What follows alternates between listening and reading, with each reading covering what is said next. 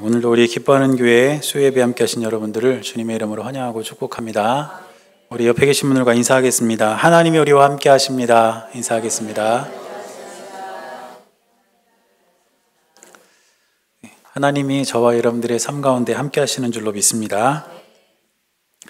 제가 오늘 머리를 자르러 갔거든요. 이발을 하러 갔다 왔는데 저는 시력이 안 좋아요. 그냥 시력이 너무 안 좋아가지고 안경을 벗으면 한 50cm 앞에도 안 보여요. 그래서 머리 깎을 때도 그냥 안경 벗어놓고 그분의 손에 맡겨야 돼요. 그냥 이렇게 해주세요 하고. 그런데 머리를 한참 이렇게 자르고 이제 머리를 감고 앉았는데 그분이 안 하던 걸 하더라고요. 제 머리에다가. 뭘 했냐면 그거 있잖아요. 그 큰 빨래집게 같은 거 있죠. 이렇게 열 나는 거, 여자들 하는 거. 그거 뭐죠 그게?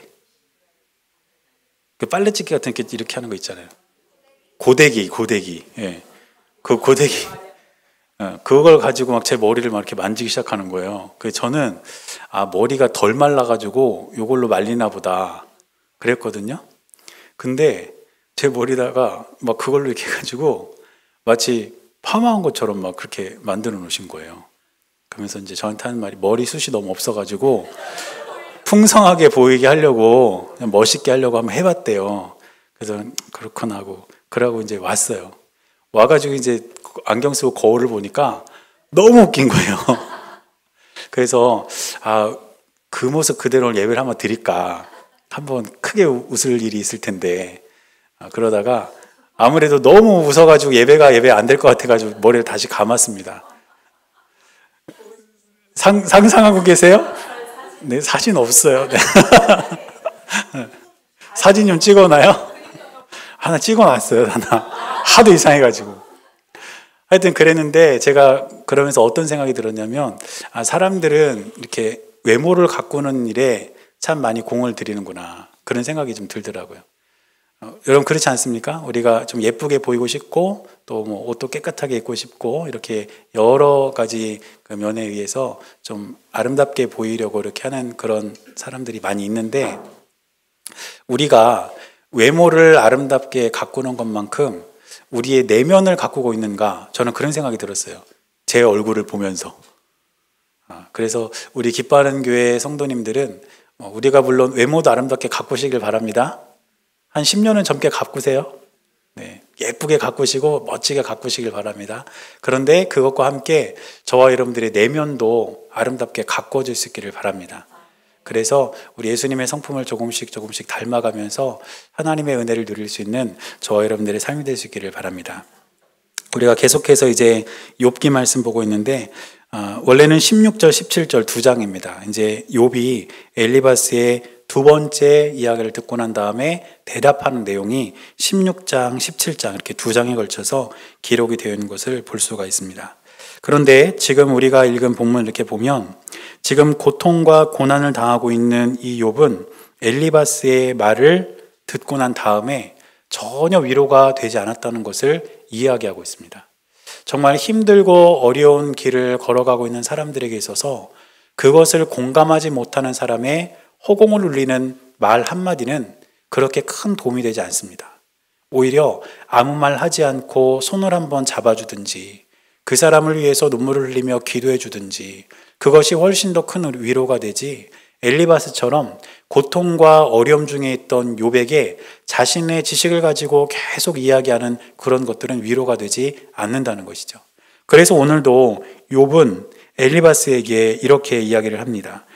16장 2절, 오늘 우리는 17장을 읽었지만 16장 2절 말씀 보면 이렇게 기록하고 있습니다. 이런 말은 내가 많이 들었나니 너희는 다 재난을 주는 위로자들이로구나. 말이 참 재밌죠? 재난을 주는 위로자.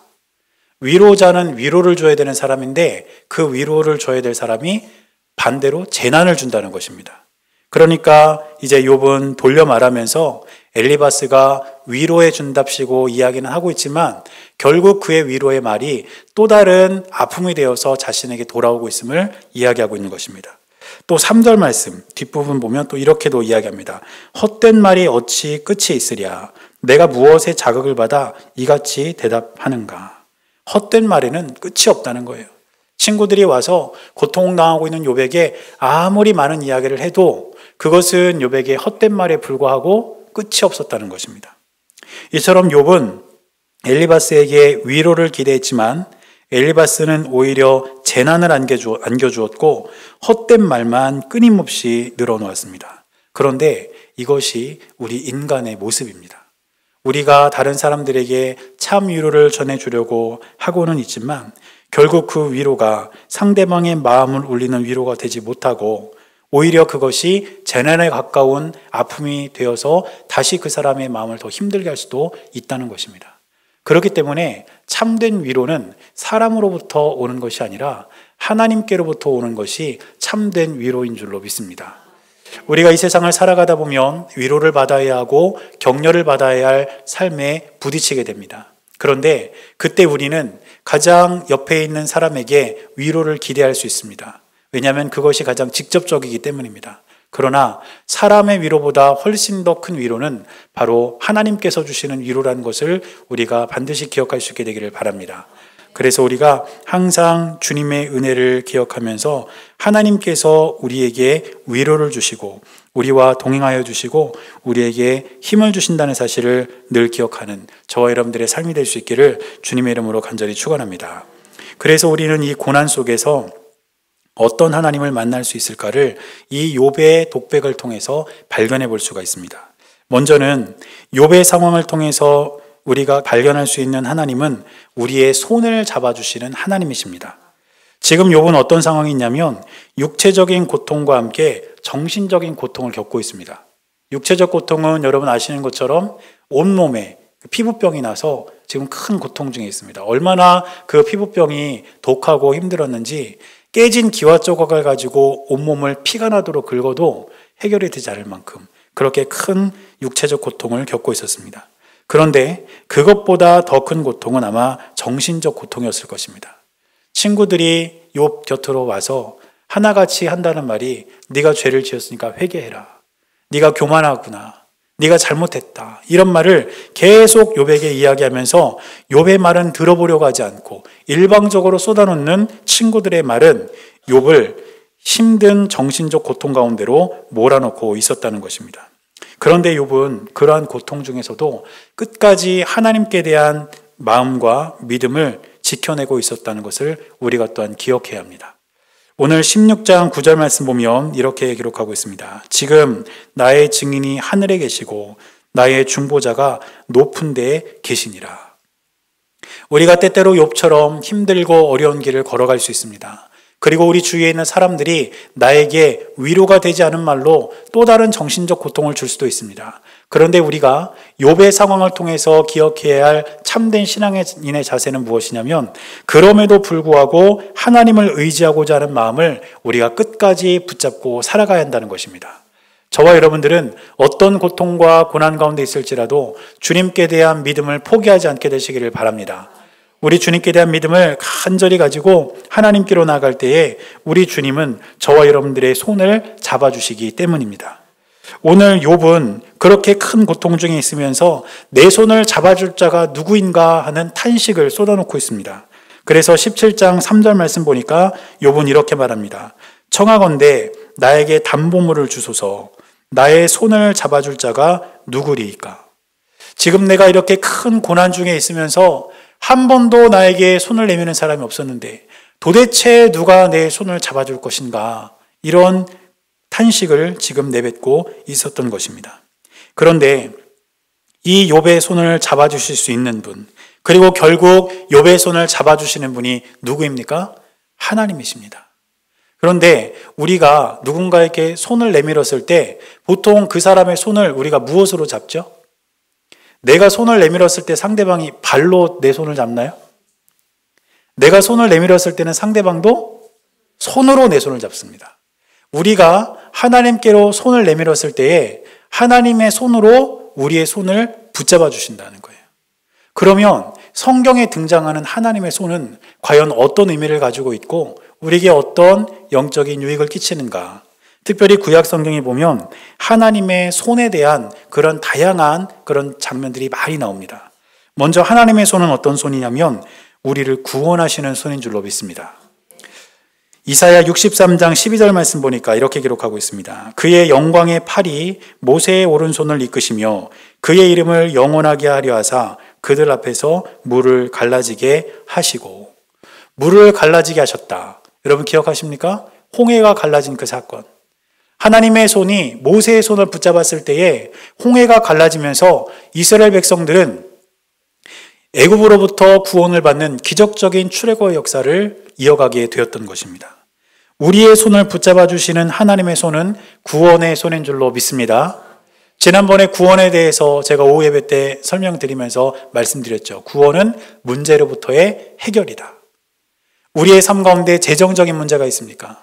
아니면 건강의 문제가 있습니까? 아니면 관계의 문제가 있으십니까? 그 어떤 문제가 우리를 힘들게 할지라도 구원하시는 하나님의 손이 우리의 삶 가운데 임할 때에, 그 주님의 손이 우리의 손을 붙잡아 주실 때에 우리를 구원하시는 하나님의 능력이 우리의 삶 가운데 있게 되실 줄로 믿습니다. 또 하나님의 손은 어떤 손이냐면 우리를 도와주시는 손입니다. 역대하 30장 12절 말씀을 보니까 이렇게 기록하고 있습니다. 하나님의 손이 또한 유다 사람들을 감동시키사 그들에게 왕과 방백들이 여호와의 말씀대로 전한 명령을 한 마음으로 준행하게 하셨더라. 이게 어떤 배경에서 기록된 말씀이냐면 이제 이스라엘 백성들이 유월절을 지켜야 되는데 유월절을 지켜야 된다는 이 사실을 많은 지파들에게 그리고 많은 백성들에게 좀 전하라고 이야기를 합니다. 그런데 유월절을 지켜야 하는 그 상황에서 유월절을 지켜야 된다는 소식들이 이렇게 전해질 때에 한 무리들이 그 이야기를 들으면서 조롱을 해요. 무슨 유월절을 지키냐? 지금 때가 어느 때인데 무슨 유월절이야? 이런 식으로 유월절을 지키지 않도록 못하도록 조롱을 한단 말이죠. 온 백성들이 한 마음이 되어서 유월절을 잘 지켜야 되는데 지금 일련의 무리들이 그렇게 유월절 지키는 것에 대해서 조롱과 지금 비난을 쏟아놓고 있었던 것입니다. 그런데 그때 하나님의 손이 유다 사람들을 감동시키셨다고 했어요. 유다 사람들을 감동시키셔서 그 유월절을 다 지킬 수 있도록 하나님께서 그들의 삶을 도와주셨다는 것입니다. 우리 주님의 손은 우리를 도와주시는 손인 줄로 믿습니다. 우리가 주님을 향해서 손을 내밀었을 때에 우리의 손을 잡아주시는 그 주님은 우리의 삶을 지키시고 도와주시는 분임을 우리가 기억할 때에 그 하나님의 손을 꼭 붙잡고 믿음으로 승리하는 저와 여러분들의 삶이 될 수 있기를 간절히 바랍니다. 또 구약 성경에서 나오는 하나님의 손은 어떤 손이냐면 우리를 보호하시는 손이기도 합니다. 사무엘상 7장 13절 말씀 보니까 이렇게 기록하고 있습니다. 이에 블레셋 사람들이 굴복하여 다시는 이스라엘 지역 안에 들어오지 못하였으며 여호와의 손이 사무엘이 사는 날 동안에 블레셋 사람을 막으시매.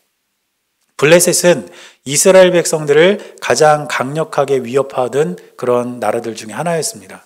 그런데 그 블레셋이라는 나라가 이스라엘 사람들 앞에서 굴복하게 되었고 사무엘이 사는 날 동안에 하나님께서 블레셋 사람들을 막아주셨다는 거예요. 하나님의 손이 이스라엘 사람들을 블레셋으로부터 보호해 주셨다는 것입니다. 우리가 이 세상을 살아가면서 우리의 삶을 해롭게 하는 일들이 얼마나 많이 있습니까? 저는 그러한 일들로부터 저와 여러분들을 보호하시는 하나님의 손길을 날마다 경험하며 살아갈 수 있는 우리 모두의 삶이 될 수 있기를 간절히 바랍니다. 그래서 욥은 오늘 말씀에서 나의 손을 잡아줄 자가 누구리까 이렇게 탄식하며 부르짖었지만 우리는 이 말씀을 읽으면서 내 손을 잡아주실 수 있는 분은 오직 하나님밖에 없다는 믿음의 고백이 우리의 삶 가운데 있게 되시기를 바라고, 그렇게 내 손을 잡아주시는 하나님의 손은 구원의 손이며 도움의 손이며 우리를 지키시는 보호의 손임을 기억하며 주님께로 더 가까이 나가는 우리 모두의 삶이 될 수 있기를 주님의 이름으로 간절히 축원합니다. 또 우리가 고난 중에 발견할 수 있는 하나님, 고난 중에 만나는 하나님은 어떤 하나님이냐면 우리에게 힘을 주시는 하나님이신 줄로 믿습니다. 욥은 지금 자신의 상황에 대해서 뭐라고 이야기하냐면 17장 6절 말씀 보니까 이렇게 말합니다. 하나님이 나를 백성의 속담거리가 되게 하시니 그들이 내 얼굴에 침을 뱉는구나. 자신이 백성의 속담거리가 되었다. 이 말은 쉽게 말해서 자신의 삶이 사람들의 가십거리가 되었다는 거예요. 욥의 이름을 막 오르내리면서 사람들이 욥을 이야기하고 있었다는 것입니다. 또 그들이 내 얼굴에 침을 뱉는구나. 이것은 무슨 뜻일까요? 욥을 조롱했다는 것입니다. 지금 욥은 사람들로부터 속담거리가 되고 조롱거리가 되어서 그의 삶이 가장 낮은 곳까지 내려가 있는 그런 아주 비참한 일을 겪고 있었다는 것입니다. 그런데 그런 상황 속에서도 욥은 자신이 꾸준히 의인의 길을 걸어가고 손이 깨끗한 자는 힘을 얻게 될 것이라는 믿음을 가지고 하나님께로 한 걸음 한 걸음씩 나아가고 있는 것을 볼 수가 있습니다. 욥기 17장 9절 말씀 보니까 욥은 이렇게 고백합니다. 그러므로 의인은 그 길을 꾸준히 가고 손이 깨끗한 자는 점점 힘을 얻느니라. 사람들은 나를 조롱하고 있고 나는 사람들의 속담거리가 되어서 내 이름이 오르내리고 있지만 내가 하나님 앞에서 분명히 죄를 짓지 않았고 하나님은 그런 내 삶을 누구보다 잘 아시니 나는 그 의인의 길을 꾸준히 가야 되겠다. 그리고 손이 깨끗한 자에게를 하나님께서 힘을 얻게 하실 것이니 나는 주님 앞에서 힘을 주시는 그 하나님께 더 가까이 나아가야 되겠다. 이것이 바로 욥이 고백하는 하나님이고 저와 여러분들이 고난 속에서 만나야 할 하나님이신 줄로 믿습니다. 사랑하는 여러분, 저와 여러분들에게 힘을 주시는 분은 바로 하나님이심을 기억하시기를 바랍니다. 우리가 세상 가치를 바라보고 이 세상이 돌아가는 일들을 보면 얼마나 힘이 빠지는지 몰라요. 여러분 그렇지 않나요? 저는 그렇더라고요. 저는 세상이 이렇게 돌아가는 모습을 보고 내 삶을 세상의 기준에 맞춰서 생각을 해보면 힘이 빠질 대로 빠질 때가 참 많습니다. 그런데 우리가 세상을 보면 힘이 빠지지만 하나님을 의지할 때에 우리는 힘을 얻을 수 있고 용기를 얻게 될 줄로 믿습니다. 우리가 세상을 바라보면서 지나간 일에 대해서는 후회를 많이 합니다. 내가 그때 왜 그랬을까? 다시 그 시간이 돌아오면 이렇게 할 텐데 하면서 지나간 일에 대한 후회를 참 많이 하죠. 또 우리는 다가올 일에 대한 걱정도 굉장히 많이 하지 않나요?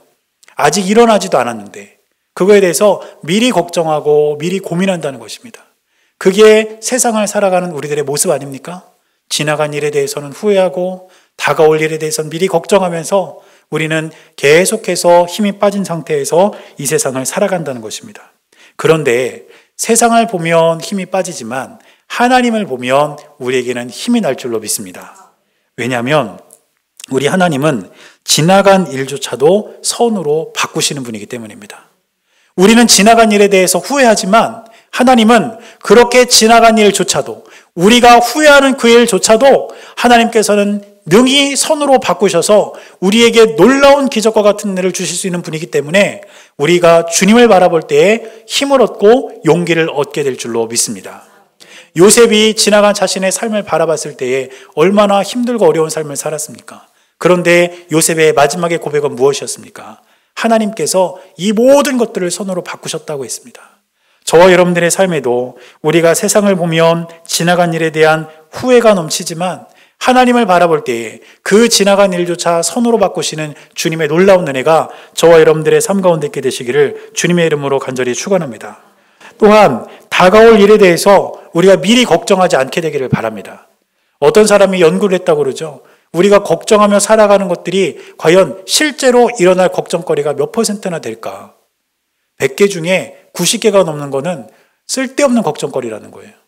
우리가 지금 그렇게 살아가고 있는 삶 속에서 앞으로 다가올 일에 대해서 걱정할 것이 아니라 앞으로 우리에게 다가올 그 일들을 하나님께서 어떤 선한 길로 이끄실지를 기대하는 마음으로 살아간다면 저와 여러분들의 삶에는 주님 주시는 은혜와 은총이 넘치게 될 줄로 믿습니다. 그러므로 세상을 바라보며 힘 빠진 삶을 살아가는 것이 아니라 하나님 바라보며 힘을 내어 살아갈 수 있는 저와 여러분들의 삶이 될 수 있기를 주님의 이름으로 간절히 축원합니다. 마지막으로 우리가 고난 중에 만날 수 있는 하나님은 희망을 주시는 하나님이십니다. 지금 욥은 깊은 절망 가운데 있습니다. 그래서 오늘 우리가 읽은 본문의 마지막 15절, 16절을 보면 욥은 이렇게 말합니다. 나의 희망이 어디 있으며 나의 희망을 누가 보겠느냐. 우리가 흙 속에서 쉴 때에는 희망이 스올의 문으로 내려갈 뿐이니라. 얼마나 큰 절망을 이야기하고 있습니까? 욥은 자신이 겪고 있는 고통과 이 고난 때문에 아주 깊은 절망으로 빠져들어가고 있는 것을 볼 수가 있습니다. 희망이 어디에도 없다는 거예요. 누가 나에 대한 희망을 보겠냐 이렇게 이야기하고 있는 것을 볼 수 있습니다. 사실 우리들의 삶 속에서 희망이 사라지는 것이 가장 큰 아픔이고 가장 큰 슬픔입니다. 정대진이라는 분이 쓴 책이 있는데 제목이 어떻게 되냐면 개천에서 용나지 않는 시대의 고함. 이게 책 제목이에요. 개천에서 용나지 않는 시대의 고함. 여러분, 개천에서 용난다 이런 말 들어보셨나요? 무슨 뜻인지도 아시죠? 이를테면 아주 이렇게 가난한 사람이, 또 가정환경도 이렇게 좋지 않던 사람이 자기 힘으로 열심히 공부를 하고 또 일을 하고 이렇게 해가지고 자수성가를 했을 때 그런 사람들을 보면서 개천에서 용났다 이런 이야기를 한다는 거죠. 그런데 이분이 개천에서 용나지 않는 시대의 고함 이런 책을 쓰면서 뭐라고 이야기했냐면, 가난한 사람이 자신의 능력으로 자수성가하는 시대가 지나버린 것 같다. 이제는 부도 대물림되고 명예도 대물림되고 자녀가 공부를 잘하고 좋은 대학 가서 좋은 회사에 취직하고 이런 것들도 다 부모의 능력에 달려있다는 거예요. 부모가 돈을 많이 벌어가지고 이 아이를 막 좋은 학원을 보내고 쪽집게 과외시키고 막 이렇게 하면 이 아이가 좋은 대학 갈 수 있다는 거예요. 근데 옛날에 뭐 그런 얘기 많이 했잖아요. 수능 1등한 애 인터뷰를 하면 저는 교과서만 열심히 봤습니다. 그런 시대 지났다는 거예요. 가난하면 공부도 못하는 시대라는 거예요. 그래서 지금 제가 저희 아이를 어떻게 공부를 시켜야 되나. 이 시대가 이제 지났다는 거죠. 쉽게 말해서 희망이 사라진 시대. 옛날에는 개천에서 용나는 시대였던 거예요. 내가 열심히 하면 뭔가 이룰 수 있다는 희망도 있고 소망도 있는 그런 시대였는데, 이 시대는 그런 희망마저 사라진 시대라는 겁니다. 그게 이 시대를 살아간 우리들의 슬픔이고 우리들의 아픔이라는 것이죠. 여러분, 우리가 희망을 잃는 것만큼 큰 슬픔이 없습니다. 그러나 하나님이 우리에게 말씀하시는 것은 무엇인지 아십니까? 우리 하나님은 저와 여러분들에게 희망을 말씀하고 있다는 사실을 기억하시기를 바랍니다. 저도 인간적인 그 면에서 보면 저희 아이에게 고액과외를 시킬 수 없어요. 절대 없습니다.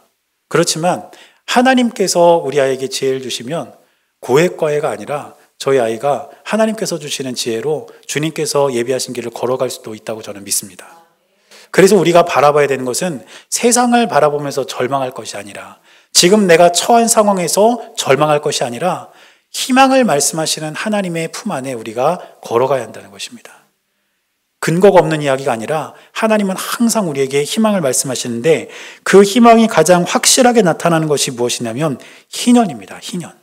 자, 이 희년은 무엇이냐면 안식년이 7번 지난 다음 해가 희년이라고 그렇게 성경은 우리에게 가르쳐 줍니다. 안식년은 몇 년에 한 번씩 찾아올까요? 7년에 한 번씩 찾아옵니다. 그럼 7년에 한 번씩 찾아오는 안식년이 7번이 되면 이제 몇 년입니까? 49년. 지금 어디서 47년 그랬는데 49년. 네. 그 다음 해니까 희년은 몇 번째 해죠? 50번째 해예요. 이 50번째 해가 희년인데, 하나님께서 이 희년을 말씀하시면서 희년을 지키라고 이스라엘 백성들에 명령하셨습니다. 그런데 이 희년에 어떤 일이 일어나냐면 일단은 땅을 쉬게 합니다. 땅에 농사를 짓지 않아요. 그리고 빚진 것을 탕감해주고 땅의 소유권을 원래 주인에게 돌려줍니다. 사람들이 살아가다가 빚을 지게 되고 또 땅을 팔게 되고 이런 일들이 있을 수 있잖아요. 그런데 희년이 되면 다시 원래 주인에게 돌려주는 거예요. 또 종들을 가족들의 품으로 돌려보내야 합니다. 이게 희년에 있어야 될 일이에요. 자, 그렇다면 지금 내가 살아가면서 어려운 일이 있어가지고 내 땅을 팔았어요. 그리고 또 어떤 사람은 내가 지금 종이 되었습니다. 그런데 그런 상황에 살고 있는 사람도 희망이 있습니까? 없습니까? 희망이 있을까요? 없을까요? 있죠. 언제를 바라보면 희망이 생길까요? 희년. 내가 지금 지난 희년이 지난 다음에 지금 10년 정도 됐는데 내가 어떤 일이 있어가지고 땅을 팔아가지고 빚을 갚았어요. 그 땅이 원래 내 거였는데 내 게 아닌 게 됐어요. 그런데 이게 내 게 아닌 게 된 이 상황에서도 앞으로 40년만 지나면 다시 희년이 돌아온다. 다시 내 소유가 된다. 이 희망을 가질 수 있게 되었다는 것입니다. 하나님은 당신의 백성들에게 희망을 말씀하십니다. 절망이 아니라 희망을 말씀하시는 그 주님의 음성 앞에서 저와 여러분들 또한 희망의 하나님을 붙잡고 살아갈 수 있는 은혜가 있게 되시기를 바랍니다. 그래서 우리는 이 땅을 살아가면서 먼저는 하나님의 손을 잡고, 그리고 그 잡은 손으로 힘을 내어서 희망을 가지고 하루하루를 살아갈 때에 저와 여러분들에게 주시는 하나님의 놀라운 은혜가 넘쳐나게 될 줄로 믿습니다. 욥은 자신의 삶을 살아가며 깊은 절망 가운데 어려움을 겪었지만 우리는 그러한 욥의 고통 안에서 그 이면에 역사하시는 바로 이런 하나님을 발견하며 하루하루 주님과 믿음으로 동행하는 저와 여러분들의 삶이 될 수 있기를 주님의 이름으로 간절히 축원합니다. 기도하겠습니다. 사랑하는 주님, 우리가 고통 가운데 있을지라도 그 고난 속에서 우리를 만나주시는 하나님을 발견하게 하여 주옵소서. 우리 손을 잡아주시는 하나님, 우리에게 힘을 주시는 하나님, 그리고 우리에게 희망을 주시는 하나님을 날마다 기억하며 주님 은혜와 사랑 가운데 거할 수 있는 우리 모두의 삶이 될 수 있도록 역사하여 주시옵소서. 우리 주님께서 늘 함께해 주실 것을 믿으며 살아계신 예수님의 이름으로 간절히 기도드렸습니다. 아멘.